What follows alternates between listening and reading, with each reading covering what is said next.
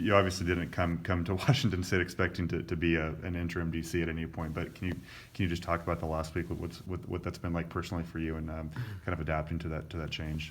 Sure, yeah, it's been kind of a whirlwind last week. The Utah game got over. We went on the road to recruit, come back, and then there was a lot of change. So it's been a wild week. Just putting everything together, getting everybody together, trying to figure out what our guys do best and what they're going to do best on game day, and what the best situation is for us in the box and on the field, and communication and things like that. It's been nice. I mean, it's been probably better than you would think it would win.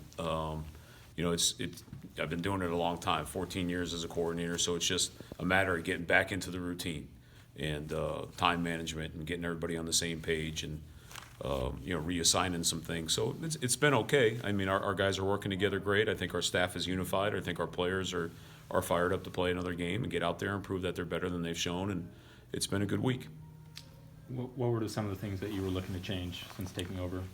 Well, I don't want to really get into all that, because then, what we're doing bad before, what we're doing good now, and, schematically, you don't really want to talk about that. It's to our advantage right now for people to not know exactly what we're going to do. But I think what we had to do was find out what our guys are going to do the best, get it to be simple enough for them to execute and do it fast, and multiple enough where we can still, cause problems schematically on game day. We had to communicate a little bit better. Coaches to players, players to coaches, players to players. And I think we've done that, and I think we're on the right track. Justice said the other day that he thinks you're particularly good at handling relationships, I guess, with players, because you kind of attributed your being a father of three, I believe. Would you agree with Four, that? yeah. Or four, excuse me, sorry. That's all right. Would you agree with that experience has helped you in your coaching career? I can't help but think it has. I mean, I think you change when you're a father. I think the way you look at players maybe changes a little bit.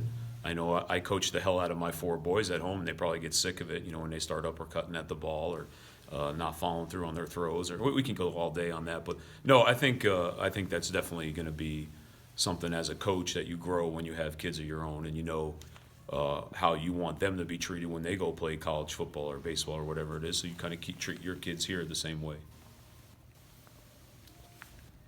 What do you look for from Darcel in his new role? Yeah, well, I think not only Darcel, but Jeff and Kendrick and Matt and the GAs and QCs, I think we're all in this together. It's not me and Darcel, it's all of us together. So it's not who's right, it's what's right. So everybody has an opinion in the room. We'll listen to it, we'll make the right decision, and we'll all be together when we walk out of that room. And I think that's the great thing about our staff. There's not a lot of egos in that room, and but with Darcel, I mean, the guy's played a lot of football, played in the NFL, played for some great coaches, has some great ideas. Just like Jeff Kendrick's been a coordinator, Jeff's been around the block a while, and Matt's a good football coach. So we have a lot of ideas in there, and it's just trying to decide what's going to be best for our group. There's one less body in the mix. Is that something you feel or you don't feel? Are you willful or you won't?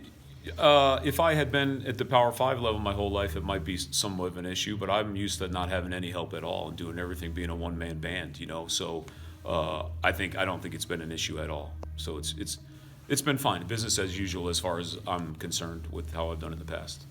Coach Leach talked about wanting to simplify things, but what's kind of the effort to do that? What exactly goes into doing that on game day? Simplifying things? Yeah. Well, that starts with meetings, it starts with practice, it starts with your install, how you're teaching things, what your adjustments are to different motions and formations. And, I think we streamlined some things that we did some things in the past that we streamlined it just to try to make it easier for the guys.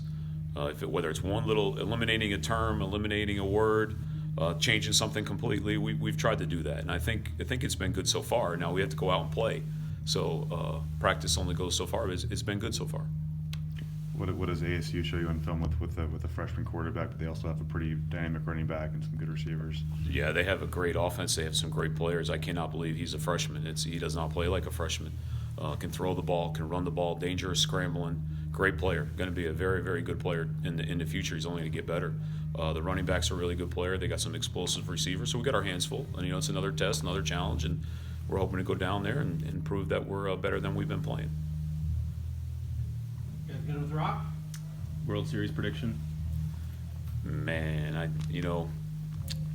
I got to go with the Yankees, but I'm scared to death the Astros are going. The Astros are the best team in baseball right now. It pains me to say that, but that's the truth. So But the Yankees will win.